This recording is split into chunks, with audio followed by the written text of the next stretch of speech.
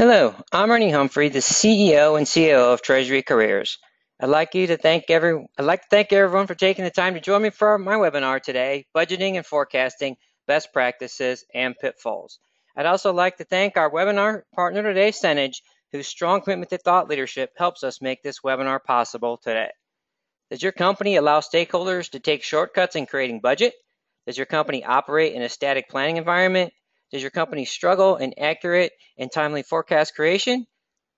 Do not let your forecast and 2018 budget be a strategic anchor on your company's ability to anticipate, respond, and react effectively to dynamic market conditions. Today, you will discover how organizations avoid common budgeting and forecasting pitfalls and how companies that implement dynamic driver-based planning allow finance to deliver strategic value by acting as a trusted advisor across departmental lines, identifying the right growth opportunities, and providing senior management with a dynamic financial plan that informs better decisions across the enterprise. Before I delve into the content, I'm going to offer a few quick words about Treasury Careers, cover a few housekeeping items, and review our learning objectives as they represent my value proposition to you for investing your valuable time with us today.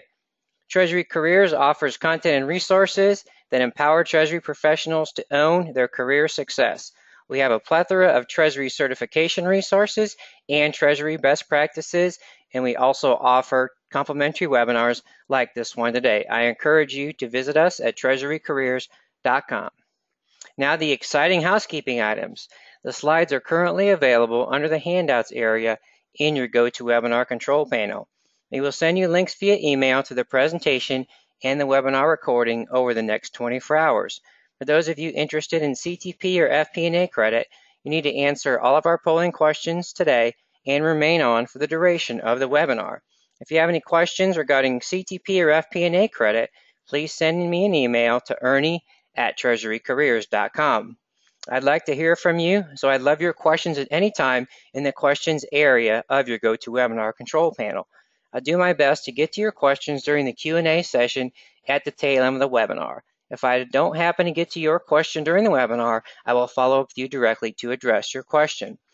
Finally, I appreciate your consideration in taking a short survey at the end of our webinar today, as I always strive to improve the ROI I offer my attendees for their valuable time. Our learning objectives, my value proposition to you today. I'd like you to be able to identify inherent barriers to effective budgeting planning at your company, understand how to mitigate or remove barriers to effective budgeting and planning at your company, and to discover the benefits to your organization in moving from a static to a dynamic planning and forecasting environment. Also have another objective for you today. My objective is to have you take an action as a result of this webinar. So whether it's just having a LinkedIn connection with myself, looking at some of my additional resources, having a conversation with one of your colleagues internally, or making new LinkedIn connections with others in the FP&A space. That's very important to me, that I inspire you to take an action from our webinar today. So that is absolutely my objective number 4. So how are we going to accomplish our learning objectives today? I'm going to talk about some common challenges in budgeting and planning, and move to best practices and techniques in continuous/dynamic planning, talk about some of the business benefits and impacts to operating in a dynamic planning environment, leveraging driver-based planning, and I'm going to offer some closing thoughts and related resources, and then we'll go ahead and wrap things up with our Q&A session. So there's really going to be 3 distinct sets of individuals out there in the audience, so I'm going to have to hit these topics on many levels. Some of you are really probably in a static environment using systems like Excel to do your budgeting and forecasting. And then there's those of you who are in the transition phase and probably looking to start making that transition to a dynamic planning environment. At various stages of that, you might be implementing or looking at FP&A, CPM solutions. And then there are going to be those of you who are more on the cutting edge and really starting to look forward, having that you implement rolling forecasts, you do that well, and you're really starting to look at things as predictive analytics. So I'll do my best to offer content that's valuable for all of you in the audience today. One thing that I hope to do is to inspire you, if nothing else, to ask the right questions. So further questions, seek additional resources. And again, I think it's very important as we always strive to optimize the strategic value that FP&A offers from our companies, to really make an effort to build those connections with our peers in our industries and the thought leaders in the space. And people are always, and I've found, very receptive to having those conversations, folks that have faced the same challenges that you're facing and want to really get to the same finish line that you're going to do. So I encourage you to do that as well. I like this quote from Jack Welch from the book Winning. The budgeting process at most companies has to be the most ineffective practice in management. It hides opportunity and stunts growth. In fact, when companies win, in most cases, it's despite their budgets, not because of them. So I think we can all feel the pain. I was a longtime treasury practitioner, very involved in the budgeting process at my company, and this was several years ago. And in the environment that I faced was a very static environment. We faced many of the inherent barriers that I'm about to talk about, and it was really difficult for my company to overcome them. The good news is there have been such fantastic advances in terms of the data available and the technology available, and then just the sharing of information in terms of best practices that really allow companies of all sizes to really deliver a valuable FP&A function at their company. So in terms of effective budgeting, in terms of potentially identifying some inherent barriers, so in terms of best practices, what I always do is I try and tell folks that I talk to, CFOs, FP&A leaders, you want to take a look at honest look in the mirror. Where are you at? Where do you want to get to? And what is it going to take to get you there? So when people start to look, sometimes when you look at where you're at and where the finish line is, it can seem like Mount Everest. But if you just take the time to take a look at the lay of the land in terms of people, process, and technology, and look at those inherent barriers. And then what you can do is you can often tear down a lot of these barriers without a whole lot of investment. And then when you start to look at that mountain, the elevation, it really becomes much less of a climb. So once you do that, so in terms of people, the inherent barriers, you might not have the right people involved in the budgeting process. Again, depending on the type of process that your objective is for your company, do they have the right skills, analytical skills? Do they care? Do they have the proper incentives to care? A big inherent barrier to effective budgeting, and this is, I've experienced this, is there are folks, managers, who are just expected to submit a budget, and all they do is they take about 5 or 10 minutes and they just roll up their budget by 5 to 8%. They really don't understand the value that they offer in actually delivering an accurate budget and really tying that budget and their spend to the strategic objectives of the company. And if they're just allowed to roll up that number, again, they really don't have that incentive to care. They don't have any skin in the game. So sometimes, in terms of people, we have to create the culture of our budget is important, our forecast is important, our planning is important. It allows us to have a business agility. So we need to understand the relationships between the actions that impact stakeholder value. And then in terms of people, do they have the resources and support they need to add value in this process? So if you have a more decentralized process, you need to have the conversations with your people, see if they have, maybe they need staff, the systems, and then just the support as well. And that's also related to the process. Do you have a constant process? Are people using the same models and the technology? So a lot of times, not having consistency in that causes that inherent barrier to effective budgeting and planning. And then related to the process, is the process well defined? Again, is it consistent across all departments and borders? And then is the process flexible enough to allow continuous improvement? And then part of the process that I've experienced is there are people that are offering information into your budgets and forecasts who have a lot of gut feelings, and those gut feelings might be right. But I think part of the goal is to really create an environment based on data-driven decision making, and we'll talk about that a lot more. It's not that we want to take away from those instincts. What we want to do is we want to verify those instincts and really put some data and some process behind those. And then in terms of technology, what systems are being leveraged and why? So do you have the right systems in place? Do they communicate with each other? Are we using systems that allow us to have more than one version of the truth? So we could have 5 webinars about Excel. So obviously have to be careful with Excel. Again, I'm not here to bash Excel. It has its uses, but we need to know the limitations. And then if there's risks there, if we're going to use Excel, we need to lock down the formulas and things of that manner. Version control, be able to track who's making the changes and why. Again, does your systems facilitate one version of the truth? Do your systems facilitate collaboration? So a lot of the modern systems now, they actually have chat features in there, and it's really interesting to see the back and forth that can go on. Some of the modern FP&A systems, you can actually chat, and then you can go in within specific cells. Let's say that Jack put in a number, you can type a comment, hey Jack, what is this number all about? And then you can build, as you build that budget or forecast, there's constant communication, and then you can also start to put metrics around there, track the progress, have some notices, automatic notifications, and then in terms of technology, can your systems handle the data needed, and do you have the adequate functionality?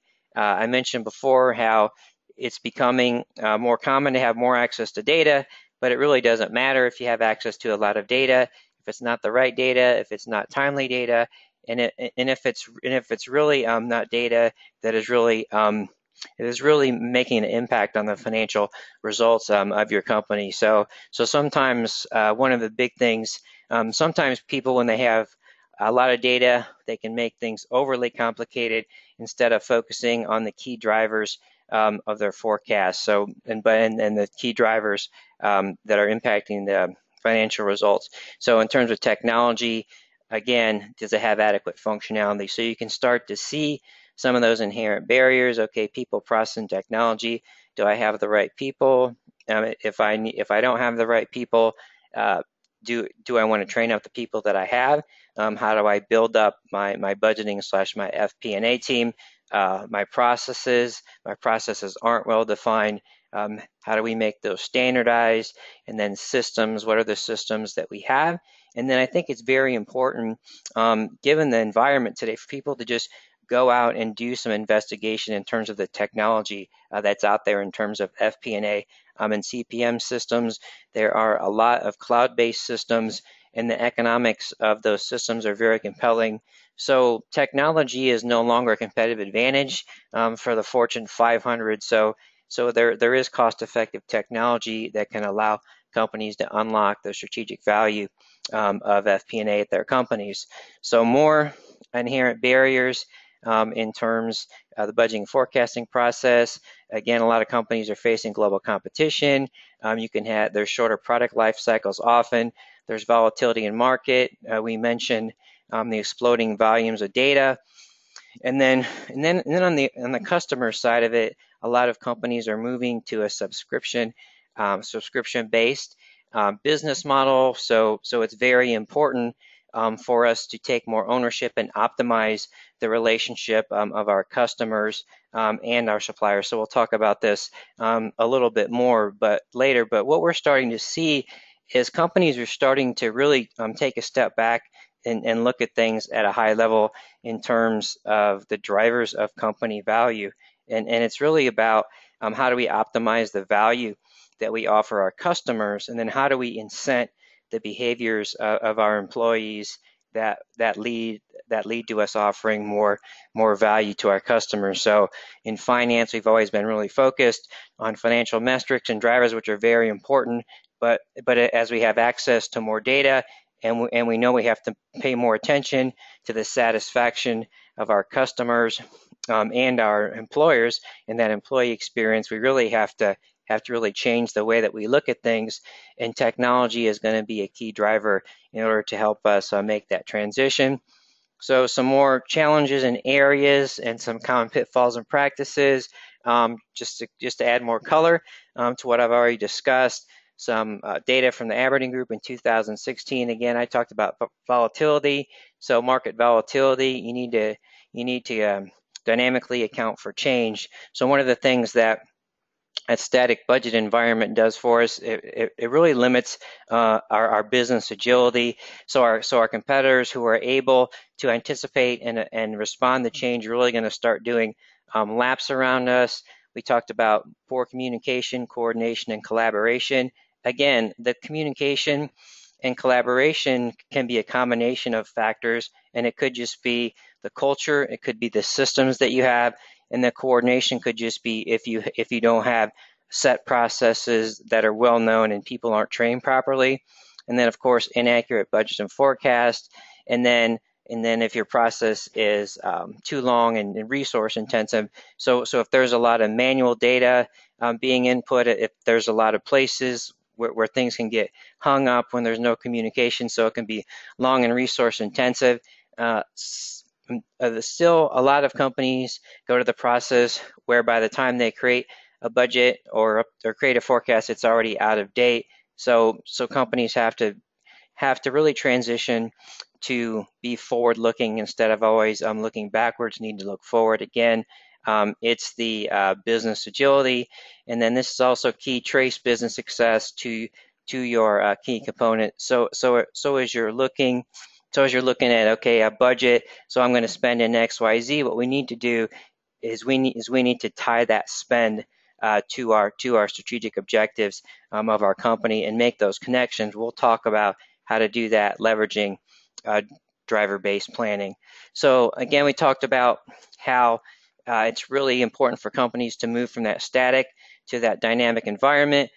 So just a definition, like this definition from Rob Kugel, Ventana Research, continuous planning uses technology to enable rapid planning and review cycles to support a more agile organization. So a lot of words we like to use interchangeably. So continuous dynamic planning, I'll use those in the same sense a lot, but it's an alternative to the static budget, the static goalpost. So and then continuous planning. What is it that allows us to have effective continuous planning? A big piece of that is often the ability to implement effective rolling forecast, and then also part of that rolling forecast is driver-based planning as well. So what I'll do is I'll go ahead and I'll give us a lot more context around rolling forecasts. What is it? What are best practices? And I will share 7 best practices from a world-renowned thought leader, Larissa Melnichuk, who is a valued colleague of mine, and then we'll dive into driver-based planning, what it means, and then I'll walk through how even driver-based planning has started to change as we focus on non-financial metrics. So let me go ahead and launch our first polling question before we start to talk about rolling forecast. Just want to take the temperature of the audience and see where you're at and if you've adopted rolling forecast, so I can kind of tailor my content as we go through the content on rolling forecast. I appreciate everyone's consideration in answering all of our polling questions today. Those of you who are interested in FP&A or CTP credits, I'll need you to answer all of our polling questions today, and just want to remind you that I will take your questions at any time in the questions box of your GoToWebinar control panel. Your questions area also allows you to make sure that you are getting out of the webinar what you wanted in terms of making your commitment and your time there. So I want to make sure that you take ownership of that. So if there's something that you wanted to see that you didn't see, you wanted more color and context, I didn't explain something in enough detail, please ask me your questions. If I don't get to your questions, I will follow up with you directly after the webinar, get your questions answered, and if I need to, I will connect you with someone else who might be even more versed than I am in the area of your question. So I'm going to go ahead and I'm going to close the polling question and just give a sense of kind of where we're at in terms of our audience that give us a little color here, and then I'll go ahead and just begin my conversation about rolling forecasts. I'm going to go ahead and close the poll. And then I'm going to share the results. So pretty even, which is interesting. You know, the top three. So no, but people are considering, so that's good. Hopefully, we'll give you some of the right questions to ask and help you if you're going through that.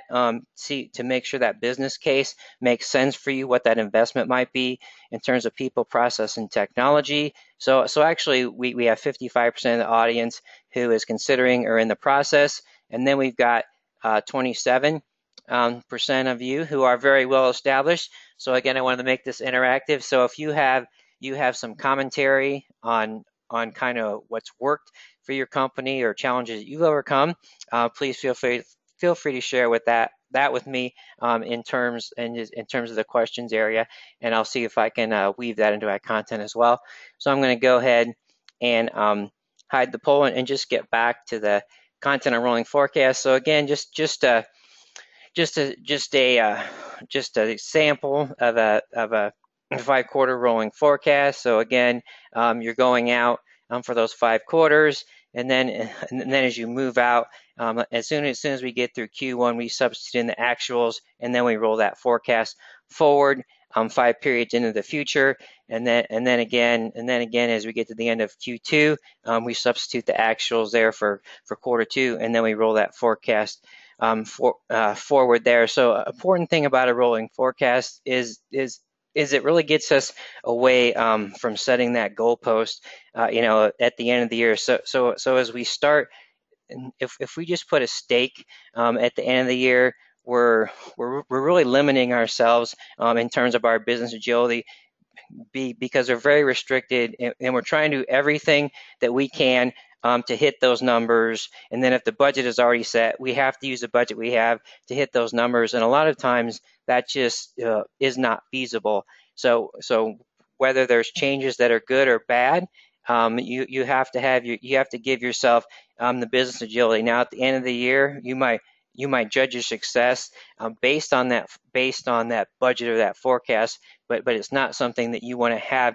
I call that a strategic anchor.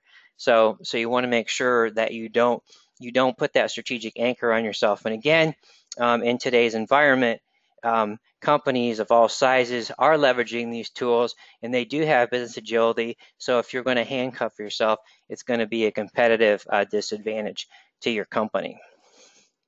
So in terms of some of the benefits that are seen rolling forecast done right, and we'll talk about success factors here in a moment. You have better accuracy, you have more flexibility, oftentimes you have quicker decision making, and then you have improved corporate vision. What I would say is you have improved alignment in terms of what you're doing, your actions, and your budgets and your planning are always aligning, and everything's lining up with your company's strategic objectives. So in terms of the rolling forecast success factors, again, as I talk about these 7 factors, these are courtesy of a great resource that I encourage you to look at, FP&A trends, courtesy of my colleague, Larissa Melnichuk.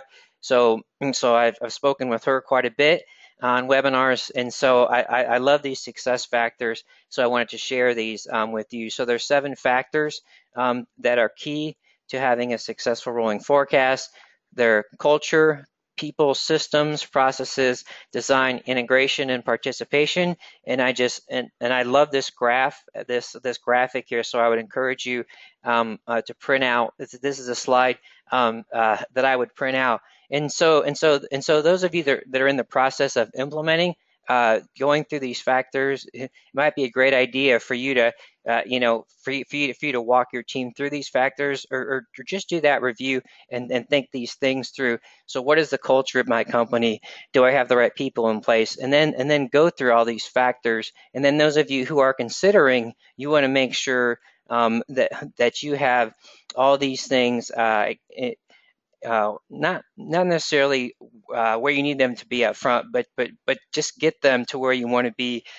So when you really launch that rolling forecast, you're in a position of success, because rolling forecast done wrong obviously can cause tremendous problems as well. So culture, again, I love this quote courtesy of Larissa. Rolling forecast is not a measurement, it is a management tool. So it's a really dynamic process. There are a lot of pieces there. The culture means that there has to be a buy-in, right? Because oftentimes there's a lot of parties involved, and this is going to take an investment and a training. And again, it's a mindset, right? From just, okay, I do the budget, one and done. I don't think about it until next year. I don't really think about why I'm spending. I just know I need to hit my budget. If I have money left, I'm going to spend my budget. So we have to create the culture of okay, a forecast. I have to do things correctly. As I do that, I'm facilitating business agility. Doing this correctly allows me in what I'm doing to better contribute to the value of the company. So again, in a static environment, it's really a measurement, but in a dynamic environment, when you go to rolling forecast, it's really a valuable management tool. So we talked about people. You got to make sure if you're going to implement rolling forecast that your people have the right skill set. So again, I love this picture. So some of the skills that we need, they have to be analytical. In my mind, one of the things that's extremely important is good communication skills. So you have to, a lot of times, the FP&A team has got to be a leader across the enterprise, organize parties, get everyone on the same page, train people on the process. So you have to be able to effectively communicate not only the processes, the value, and the systems, and really how things work, and then why they work, and then also align with that. You need people that can see the big picture, see the forest through the trees, and again, I think a big part of this is just really understanding the fact that all the actions that are taking place in their department, so to speak, the goals of those should be to impact the company value, and to really be able to make those connections and just understand the purpose of the journey that your company is going through. Along with communications, you have to have people that are true business partners. So especially in terms of us in finance, one of the things that I always talk about is we need to lead across the enterprise. So we need to be business partners. So what we want to do is we want to have conversations with our sales colleagues, our marketing colleagues, our HR colleagues, and just have these types of conversations.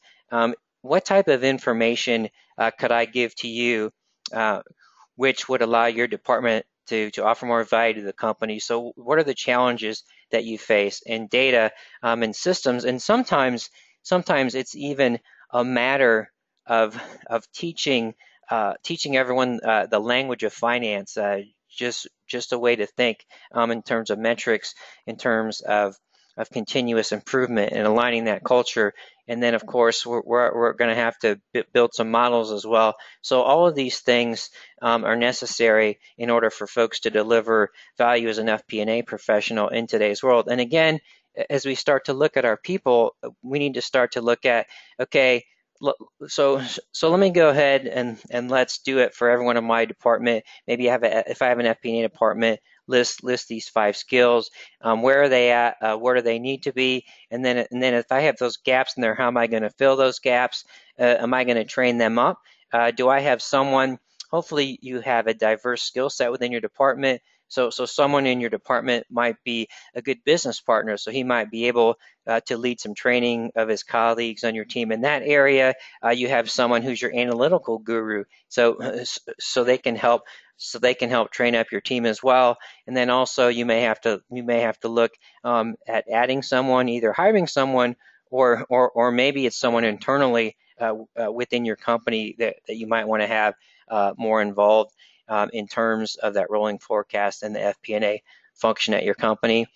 And then systems and models, again, just in today's world, and to really implement a rolling forecast. Nothing is really always impossible in Excel, but it's very, very difficult. So if you're looking in terms of systems and model, one thing, note of caution here at Pitfall is some of these technologies and functionality are a little bit of a black box. You need to be very careful of that. You need to make sure that people understand what they're doing and why they're doing it. So you got to make sure that you have control and visibility into those inputs and understanding if data is being manipulated, how it's being manipulated, why it's being manipulated. And then your data, you want to have the models be driver-based models. We'll talk about that in a while. And then you want to make sure that the functionality exists to deliver advanced analytics, and some of the output of some of the decisions are based on analytics. And then it's always good to have some of that ownership. So oftentimes it's best for the systems and models to be managed by finance. It's I'm not saying that we need to dictate everything, but I think it's a good control point for finance, because finance often has the most relevant skill set. And then in terms of that, it's becoming more common now for finance to own technology more, but back in the day when I was in treasury and finance, IT really had all the ownership of the systems and also crept into the models as well. So we want to make sure that that's managed by finance. Then in terms of the process, again, we talked about this a little bit earlier. In terms of process, we want to look at designing out our bias. So we want to, not like we want to discount judgment, but we want to tilt towards more analytics. And then we want to have projects, initiative, and changes be based on clear assumptions. And I'm not telling you necessarily you should ban adjustment to forecast, but you need to strongly discourage people from adjusting the forecast once that forecast and that whole process has gone out. And then of course we want to have the rolling forecast, and that frequency should be such. But if you're just going to keep adjusting the forecast, it really takes away from the value. And if you need to adjust the forecast, then that to me is a signal that there is something wrong in your forecast process in general. So in some more color in terms of rolling forecast design, I had the opportunity to speak on a webinar with the gentleman, Matthias Schott from Maersk, and then just to add more color to the content on design that from Larissa, I think this is also key in looking at your design, especially those who are in the process of considering. And if you're implementing, take a look back at your design. It might give you the opportunity to tweak that design. So you want visibility, agility, control, and simplicity. I love this graphic that Maersk shared with us. Visibility, you want things to be forward-looking. You want to have agility. You have early identification, correction in terms of your technology. If there are certain variances that are coming, it might just automatically send up a flag. You might have to explain that. And so, and also the systems in there can also facilitate this constant communication if there are things where those variances, so we can automatically have that conversation back and forth. And then that justification, control. Again, that'd be good. Best case to have that be a balanced scorecard driven, and then in some sense, simplicity as well.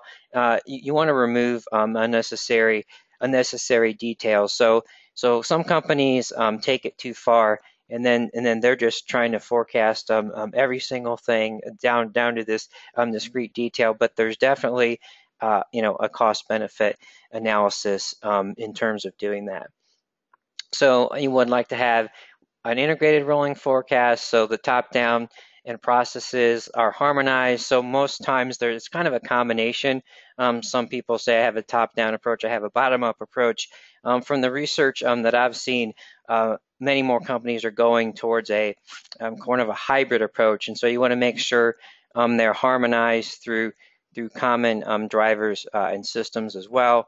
And then finally, it should be participative but not overcrowded. So you want to define your key participants.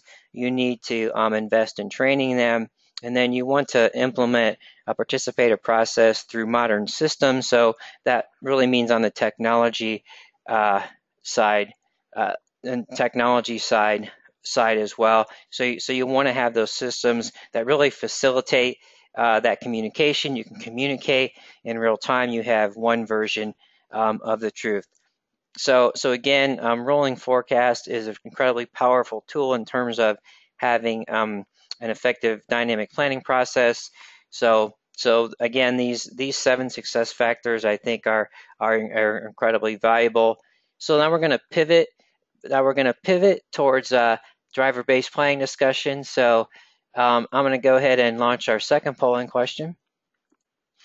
Our second polling question is asking you to share with us how you would characterize an understanding of the key drivers of your company's financial results. So as we start to talk about and delve into that, and just give us a way to kind of level set where we are, and hopefully shed some light and help you ask the right questions in that arena at your company after the webinar. Again, I appreciate everyone's consideration in answering all of our polling questions today. And those of you who might be interested in CTP or FP&A credit, you'll need to answer all of our polling questions. And again, I encourage you to ask me your questions in the questions area of the GoToWebinar control panel.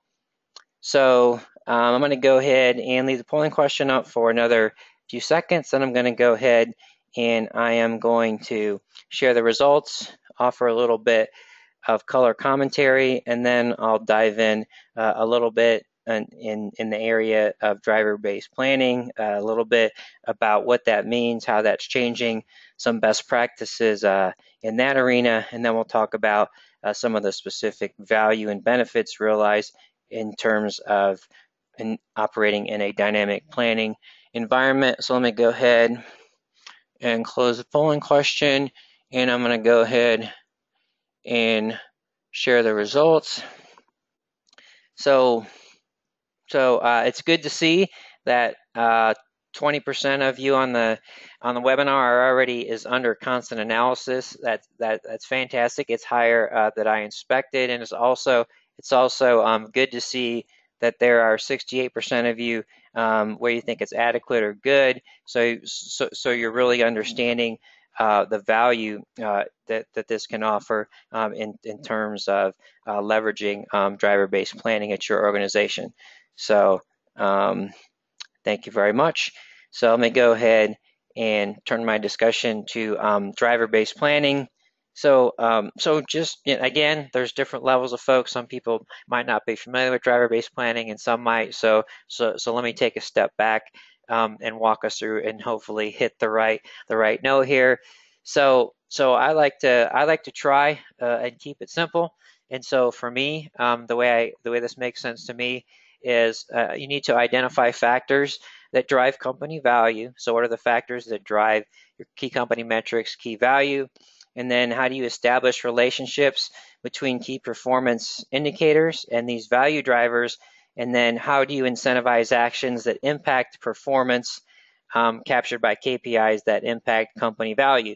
Of course, everyone's like, boy, that sounds really easy, but it certainly is not that easy, and it can be incredibly complicated. But I think as we start to walk through this, what you'll see is that, again, we need to be cognizant of if we're looking at the value drivers, there's definitely a sweet spot of value drivers.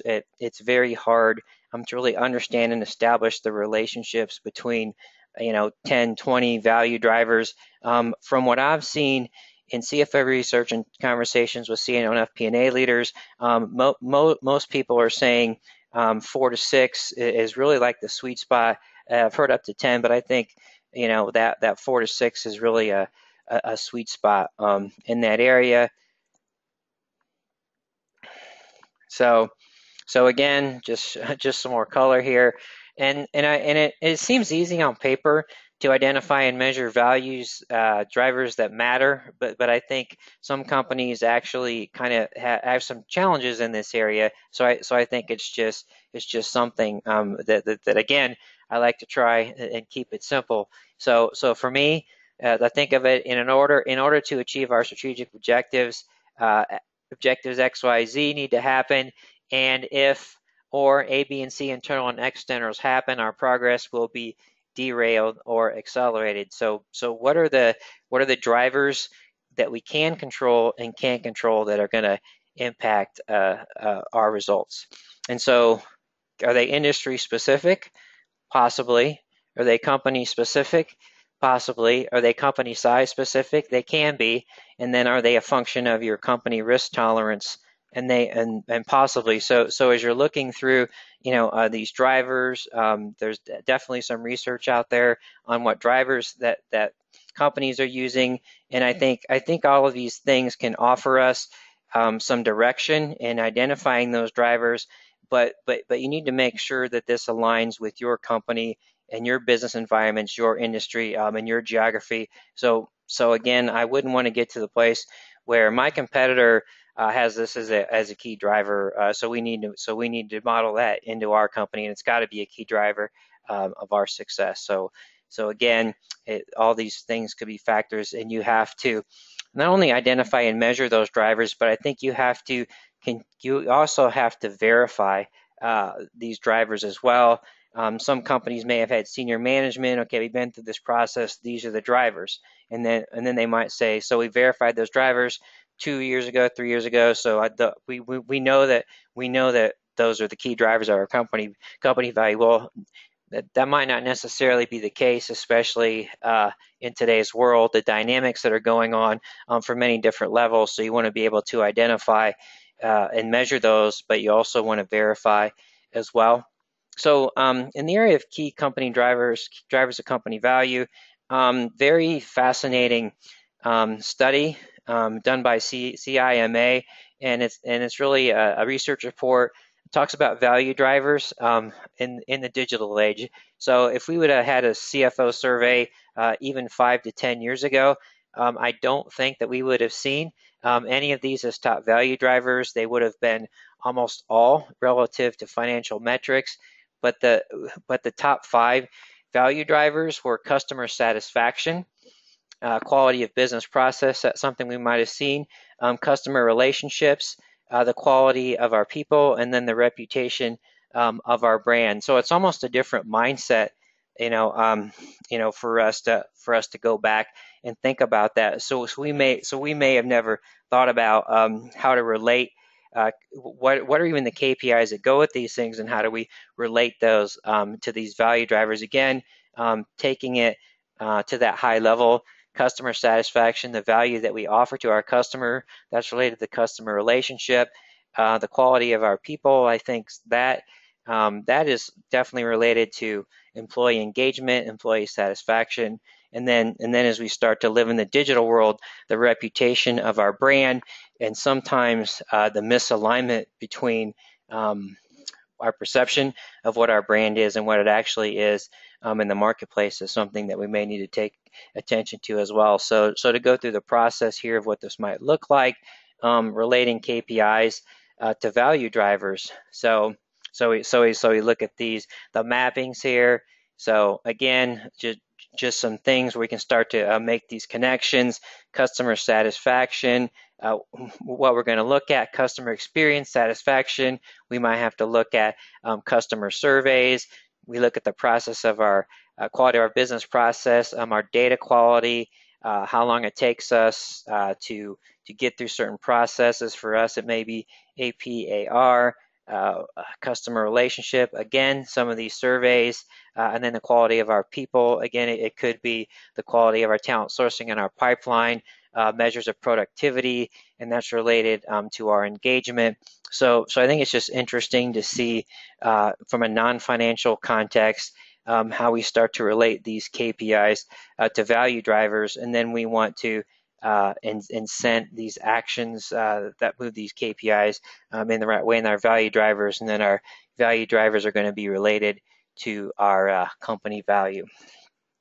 So in terms of dynamic planning and driver-based planning success factors, things that are important based on my experience and my conversations with hundreds of CFOs, executive support, and then you need to have that strategic focus on that agility. And again, If you're just thinking of in that static environment, the conversation, the business case is, again, is that static budget or that static forecast is going to be like a strategic anchor.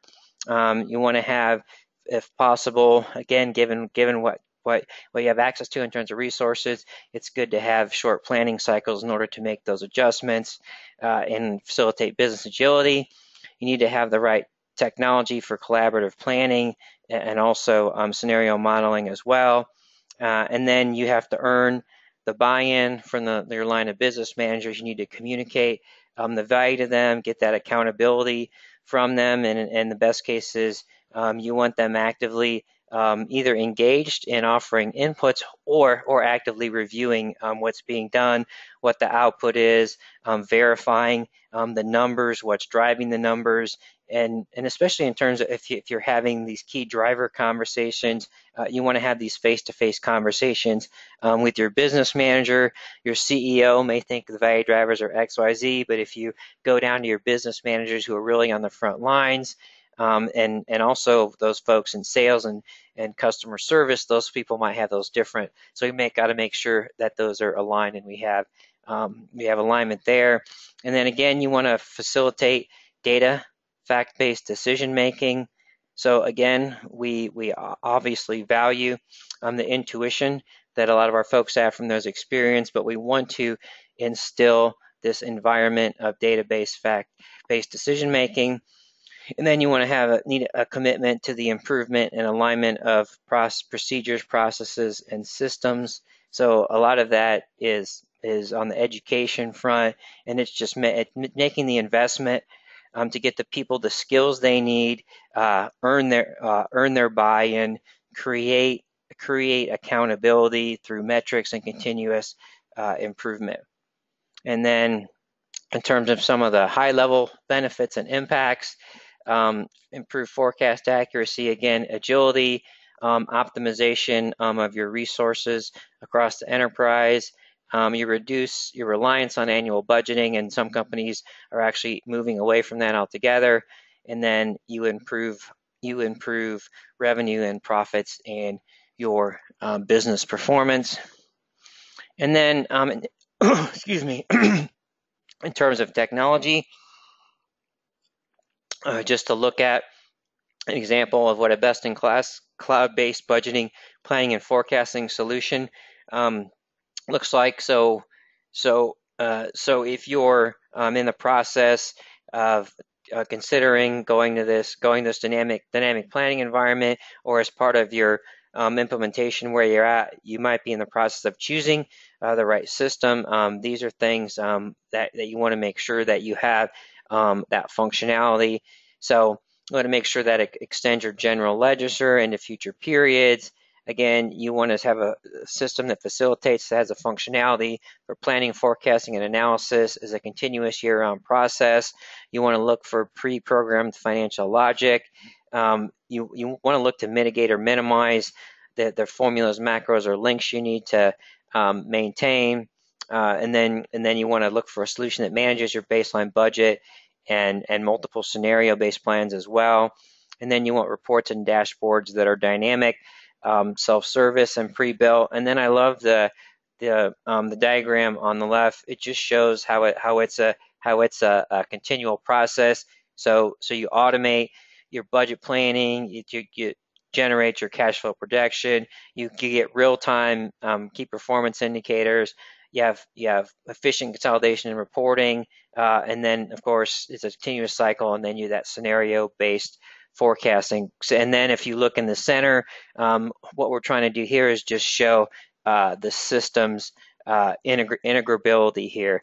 So you're going to want to have the ability to push and pull information from systems across your enterprise. You're going to have HR systems.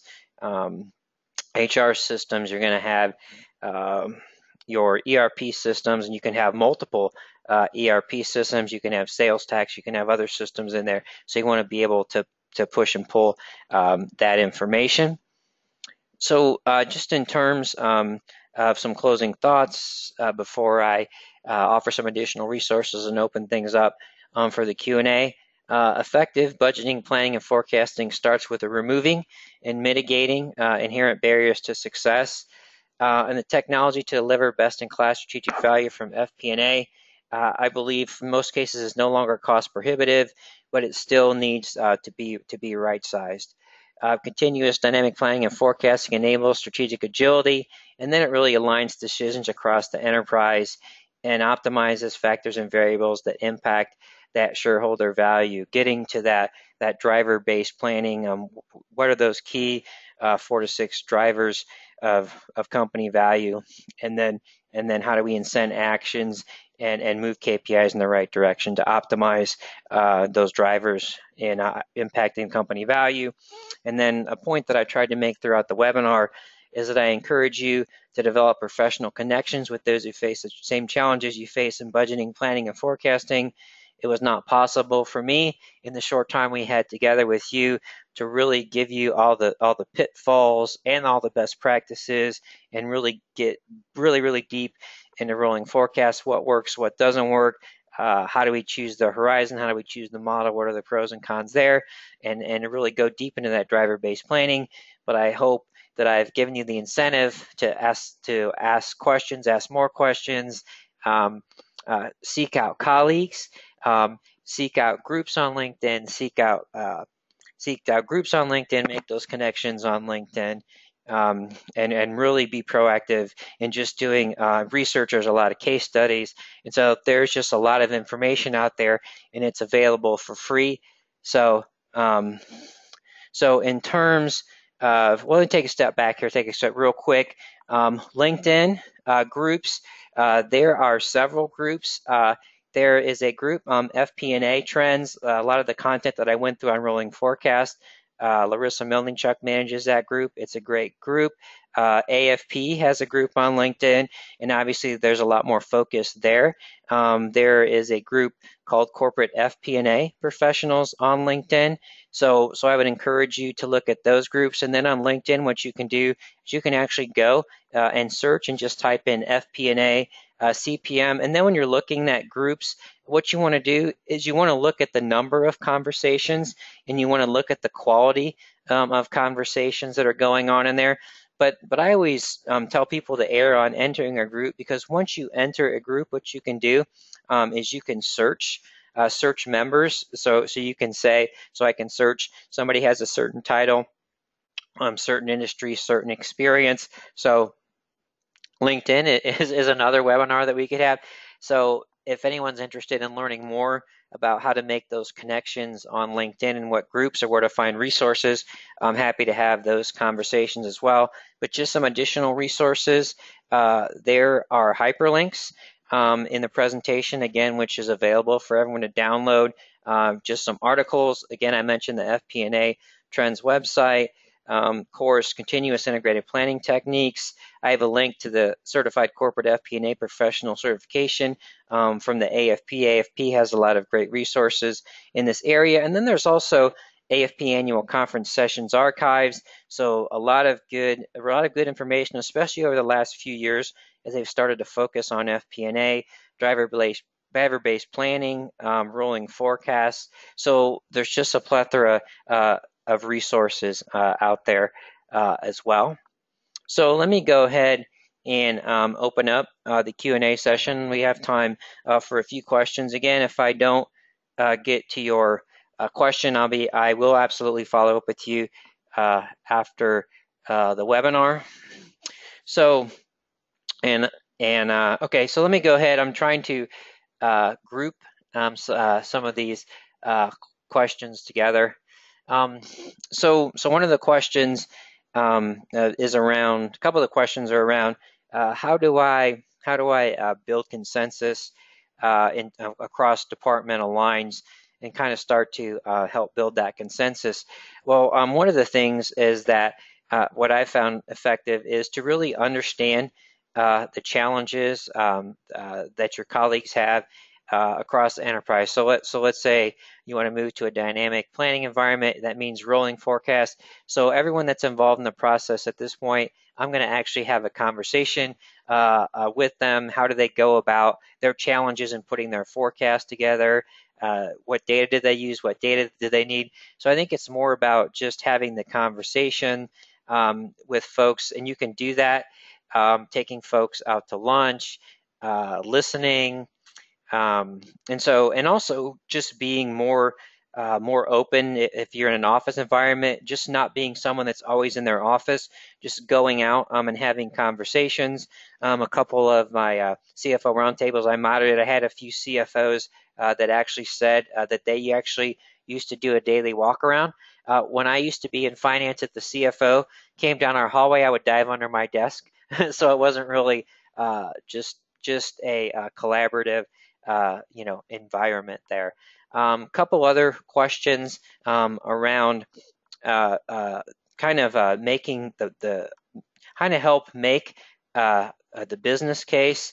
So in terms of making the business case, again, what you want to do is you want to identify, if you go back and you identify some of the challenges and inherent barriers in terms of people, process, and technology.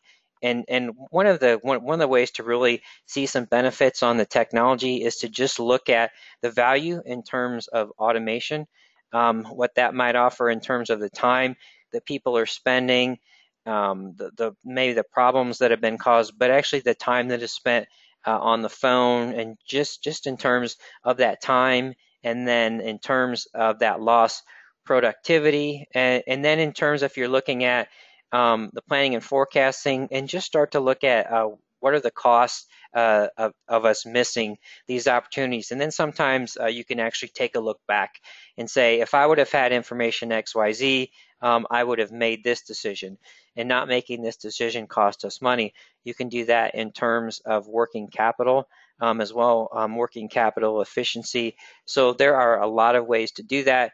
And again, there is a lot of content out there in these areas. So if you have specific questions about building a business case, just go ahead and reach out to me, and I'll connect you. There's a lot of white papers, webinar recordings in this area as well.